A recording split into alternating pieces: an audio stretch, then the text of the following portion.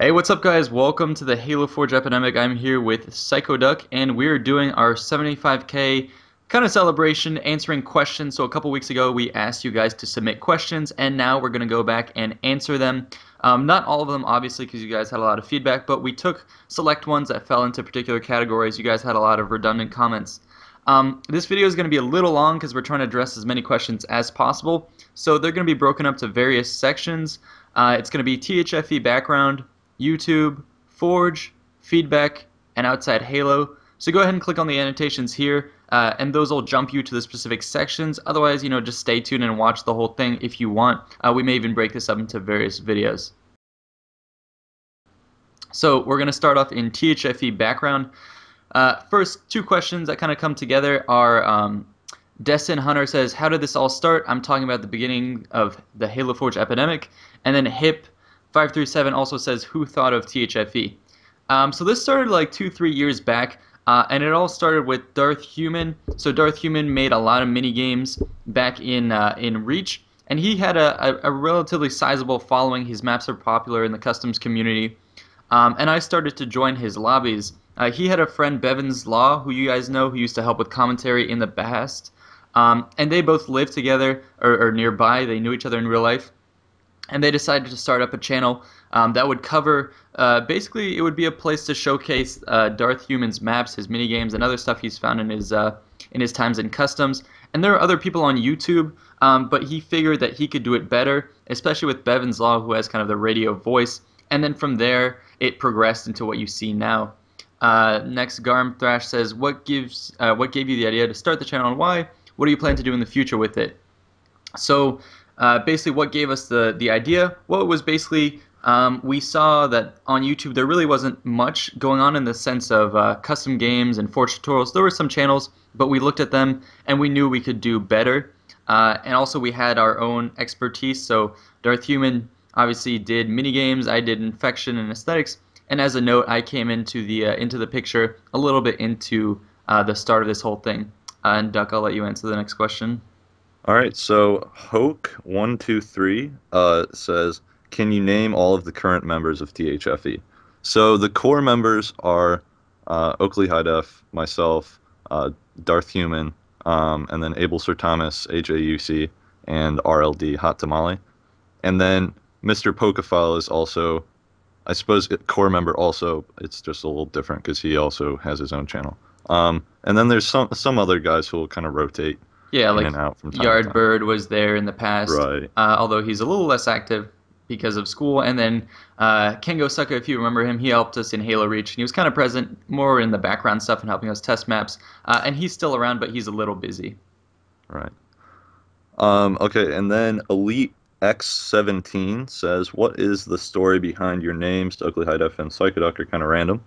Um, so here, Oakley, what's the story behind your name? Okay. Well, the first gamer tag that I had was just something that Microsoft gave me when it just auto-generated something, and I got Rival Mass, and I used that for a while. And then all of a sudden, my brother, who's younger than me, he likes playing Call of Duty and stuff like that. And him and his friends had their own little clan, whatever, and they all wanted to be something something high def.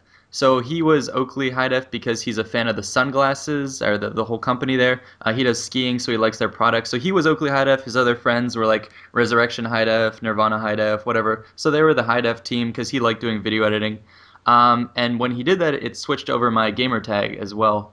So I just stuck with it, rolled with it, and I like it. It's pretty solid. Right. Psychoduck was something, first of all, it's not related to the Pokemon Psyduck. I didn't even know about the Pokemon Psyduck until like a year ago. I came up with Psychoduck in like sixth grade, when I got my first Xbox, and I was playing Star Wars Battlefront, and I needed a name, and I was like, gee, what random, you know, word combination would sound cool? So came up with Psychoduck, and that was like, I don't know, years and years ago, and I just stuck with it. So interesting. Yeah, and then the Kit Kat Dude 77 says, "How did you guys with the Z all meet?" Well, I guess I'll start by saying none of us really know each other in real life, as in person to person. We're all spread out around the country. It started off, as I said, with Darth Human and Bevan's Law, so they knew each other. But from then, we kind of just grew by getting members of the community. So I would show up in Darth Human's lobbies pretty frequently. He got to know me, he got to know my maps and the quality of stuff I did. When he started doing his videos with Bevan's Law, I kind of helped them, but I wasn't doing any commentary. And then I said, hey, I know how to forge, I know how to do aesthetics. Why don't I try my hand at doing commentary? So at first it was really shitty and terrible, but from then I learned the ropes and got better and better. And as we did that, we knew that we needed to cover all of Forge maps in the different categories. So we had gaps to fill, and that's where we started finding members of the community who proved to be good at covering certain areas. So we found them either by playing their maps or on various communities like Forge Hub, and I'll pass it on to Duck at that point. Right. Yeah, so I remember the way I came into the picture was I was making an invasion map. So I was talking to Abel Sir Thomas because he was kind of the expert on invasion. And then, and he had just recently came onto THFE at that point to cover invasion. I was talking to him, and he was saying how, um, no one covered competitive maps at THFE. And then Oakley showed up and he was like, "Oh yeah, Psychodog, I was supposed to feature one of your maps." I was like, "Oh, that's interesting." And then Darth Human came in and he's like, "Guys, did you see this new map? It's awesome. I don't know who made it." And I was like, "Oh, I made that one too." And, and they're like, "Oh, holy shit!" So, so we did that. But yeah, it's all been online at least thus far. Um, you know, I can't go over like walk over to Oakley's house and punch him in the face or anything if I want to. So. As much as that would have helped in some Right, circumstances. right. Um, Um, so all right, Star Guy. oh, I have Uh, the Wolfarius ask a question real quick. oh, oops. Oh, I skipped that one. My Well, bad. Yeah. we basically touched on this, but he says Oakley in the beginning you weren't part of THFE, but now you're the main person behind the channel. How did that happen? So I mean we've talked about this, so I'll skim it briefly. So first, the channel was started by Darth Human and Bevan's Law. I was always in the background, or maybe not at first, but within the first couple of weeks, I knew Darth and he told me about his idea. I wasn't participating. Then, when I saw the maps they did, I started offering my hand to do Forge tutorials and whatever. So I started doing that. It became a staple to switch off between features and my Forge tutorials. So I became a more and more active member, and from there I kind of grew in terms of how much of the stuff I did. Later on, I got access to the channel so I could upload the videos I got. I did more editing and all that stuff. And then recently, Darth he's had some issues in his personal life and stuff like that that he has to deal with. So he's taken more of a back seat.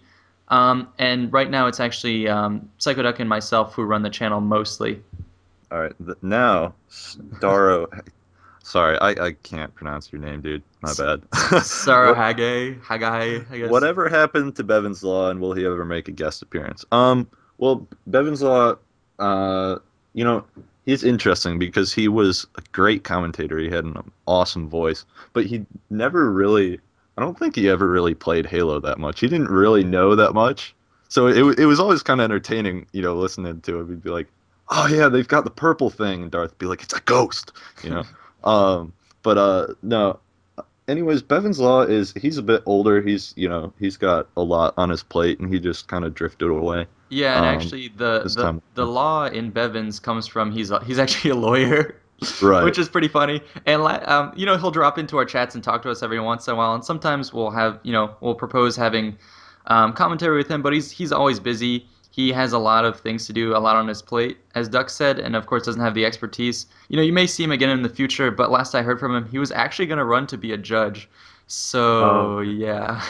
yeah, but it wouldn't be completely out of the question for him to show up again at some point in the future. It Yeah. could happen. And now we're going to move on to the YouTube section.